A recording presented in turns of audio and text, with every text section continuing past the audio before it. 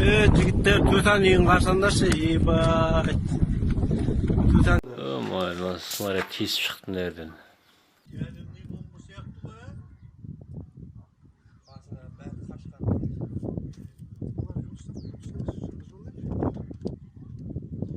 Остама не балаңыз?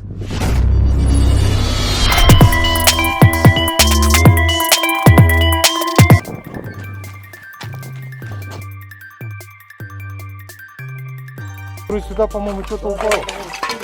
Там еще горит, смотри. В здании внаружи все. То есть как розочка изнутри. Да. Вулканизация вся бабахнула.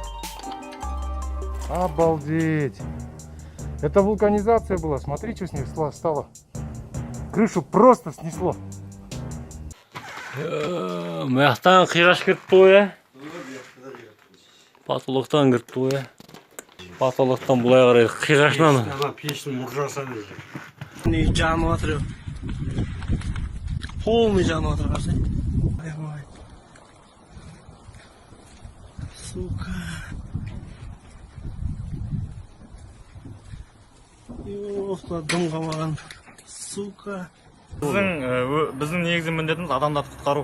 Бізге шақырту түскен кезде адамдарды қауіпсіз аймаққа құтқару болды, жоғары жүрісті техникамен.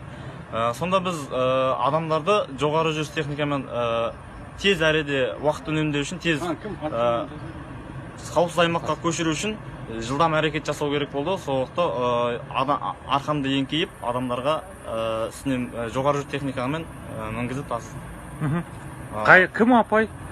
Атын білесің бе? Апай аттан білмеймін, ол кезде. Неше кісі болды сенің арқасынан өткен? Оны санаған жоқсың ба?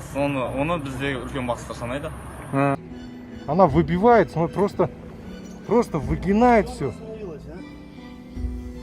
Ёлки-палки, она выгнула все. Не, это уже кинетики. Ну да.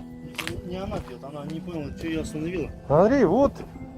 Она выгнула просто, вовнутрь все выгинает. Вон. Прям дугой. Это бедное вообще окно полностью пробило. Нет, это знаешь что? Именно здесь. И вот дверь как выгнула. Просто кошмар. Вот это вот ударная волна. Вот это да. Обрушилось все.